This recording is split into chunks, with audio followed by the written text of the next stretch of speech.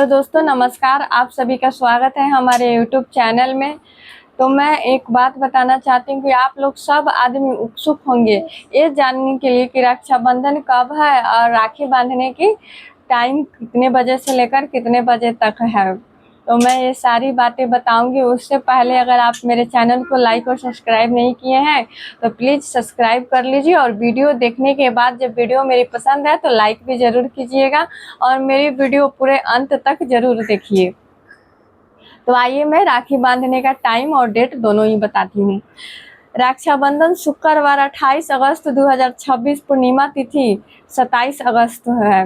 मतलब 27 अगस्त से सुबह 9:08 से लेकर 28 अगस्त 9:48 तक रहेगी राखी बांधने की टाइम। और कई पंचांगों के अनुसार इस वर्ष भाद्रा सूर्योदय से पहले ही समाप्त हो जा रही है, तो इसीलिए हम सूर्योदय पूर्व मतलब 9 बजे से लेकर 9:48 तक सुबह राखी बांध सकते हैं। सुबह की टाइम बेहद शुभ रहेगी। और फिर 6 बजे यानी 5:56 से लेकर 8:47 तक भी राखी बांधने का मतलब 2 टाइम है 28 अगस्त को। और मैं आइए अब इससे जुड़ी कुछ कथा सुनाती हूँ कि हम रक्षाबंधन क्यों मनाते हैं। तो उससे पहले मैं आप लोगों को कहना फिर एक बार और चाहूँगी कि मेरी वीडियो पसंद आई तो लाइक और सब्सक्राइब अवश्य कर दीजिएगा। मेरे वीडियो लास्ट तक जरूर देखिए। तो आइए बताती हूँ। द्वापर युग की बात है। राजा युधिष्ठिर ने भव्य राज यज्ञ का आयोजन किया। देश विदेश से अनेक राजा, ऋषि, महर्षि और देवतुल्य अतिथि वहां उपस्थित हुए। भगवान श्री कृष्ण भी इस पावन युग में आए। सब और उत्साह का वातावरण था, लेकिन किसी को पता नहीं था कि कुछ ही क्षणों में एक ऐसी घटना होने वाली है जो इतिहास बन जाएगी। यह यज्ञ के दौरान चेदी नरेश शिशुपाल ने बार बार भगवान श्री कृष्ण का अपमान किया। श्री कृष्ण ने पहले उसके अनेक अपराध क्षमा किए थे, लेकिन जब उसने अपनी सीमा पार कर दी तब श्री कृष्ण अपनी सुदर्शन चक्र चलाया। एक ही क्षण में शिशुपाल का अंत हो गया। सभा शांत हो गई, धर्म की विजय हुई। जब सुदर्शन चक्र वापस लौटा तो उसी क्षण तीव्र धार से भगवान श्री कृष्ण की अंगुलियां पर हल्की चोट लग गई। सभा में उपस्थित सभी लोग आश्चर्य से देखने लगे। कई लोग वस्त्र लाने के लिए इधर उधर दौड़े, लेकिन इससे पहले एक व्यक्ति तुरंत आगे बढ़ा। वह थी पंचाली यानी द्रौपदी। द्रौपदी ने बिना एक पल सोचे अपनी बहुमूल्य साड़ी का एक छोटा सा टुकड़ा और अत्यंत श्रद्धा और स्नेह से भगवान श्री कृष्ण की उंगली पर बांध दी। द्रौपदी ने यह नहीं सोचा कि उसकी साड़ी फट जाएगी। उसने केवल इतना दिखाई दिया कि उसके प्रिय सखा के हाथ से रक्त बह रही है। भगवान श्री कृष्ण द्रौपदी के इस निष्कर्म प्रेम से अत्यंत भावुक हो गए। उन्होंने मुस्कुराकर कहा, बहन, तुमने प्रेम से मेरे घाव पर यह वस्त्र बांधा है। मैं तुम्हारे इस प्रेम का ऋण अवश्य चुकाऊंगा। जब भी तुम्हारे जीवन में सबसे बड़ा संकट आएगा मैं स्वयं तुम्हारी रक्षा करूंगा। द्रौपदी मुस्कुरा दी। उसे क्या पता था कि यह वचन एक दिन उसके जीवन का सबसे बड़ा सहारा बनेगा। कुछ समय बाद कौरवों ने छल से पांडवों को जुए में हरा दिया। दुर्योधन के आदेश पर द्रौपदी के राज्यसभा में बुलाया गया। वहां उसका अपमान करने का प्रयास हुआ। दुस्साहस ने उनकी साड़ी खींचना शुरू कर दी। दुशासन ने सभा में अनेक महान योद्धा बैठे थे, लेकिन कोई उसकी सहायता के लिए आगे नहीं आया। जब सारे सहारे छूट गए तब द्रौपदी ने हाथ जोड़कर पुकारा, हे कृष्ण, अब मेरी लाज केवल आपके हाथ में है। उसी क्षण श्री कृष्ण ने अपना दिया हुआ वचन निभाया। द्रौपदी की साड़ी अनंत होती चली गई। दुशासन खींचता रहा, लेकिन वस्त्र कभी समाप्त नहीं हुआ। अंत में वह थक कर गिर पड़ा।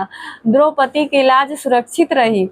भक्तों, यह प्रसंग हमें सिखाता है कि सच्चा रक्षा सूत्र केवल धागे से नहीं बंधता, वह प्रेम, विश्वास और निस्वार्थ भावना से बनता है। इसीलिए द्रौपदी और श्री कृष्ण का यह संबंध आज भी रक्षा और विश्वास का करुणा का प्रतीक है। तो एक कहानी मैं और बताऊंगी, श्री कृष्ण भगवान का ही है।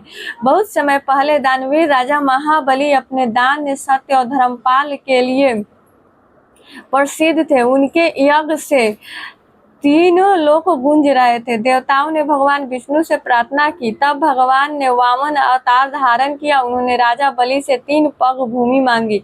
बलि ने वचन दे दिया। भगवान वामन ने विराट रूप धारण किया। 2 पग में पृथ्वी और स्वर्ग नाप लिया। तीसरे पग के लिए स्थान न बचा। राजा बलि ने विनम्र होकर अपना सिर भगवान के चरणों में झुका दिया। भगवान विष्णु उनकी सत्यनिष्ठा से अत्यंत प्रसन्न हुए। भगवान विष्णु ने राजा बलि से कहा, तुमने अपना वचन निभाया, मैं भी तुम्हें वर देता हूँ। राजा बलि ने कहा, प्रभु मेरी एक ही इच्छा है, आप सदैव मेरे साथ रहे। भगवान ने उनका अनुरोध स्वीकार किया और उनके लोक में रहने का वचन दिया। जब भगवान विष्णु लंबे समय तक बैकुंठ नहीं लौटे तो माता लक्ष्मी चिंतित हो गई। उन्होंने सोचा, यदि प्रभु राजा बलि के वचन से बंध गए हैं तो उन्हें वापस कैसे लाऊं। तब माता लक्ष्मी ने एक साधारण स्त्री का रूप लिया और राजा बलि के महल पहुंची। सावन पूर्णिमा का दिन था। माता लक्ष्मी ने राजा बलि की कलाई पर एक पवित्र रक्षा सूत्र बांधा। राजा बलि ने आश्चर्य से पूछा, बहन अब बताइए आपको क्या चाहिए। माता लक्ष्मी ने अपना वास्तविक रूप प्रकट किया। उन्होंने कहा, राजन मैं लक्ष्मी हूँ और भगवान विष्णु मेरे स्वामी है। मैं उन्हें अपने साथ बैकुंठ ले जाना चाहती हूँ।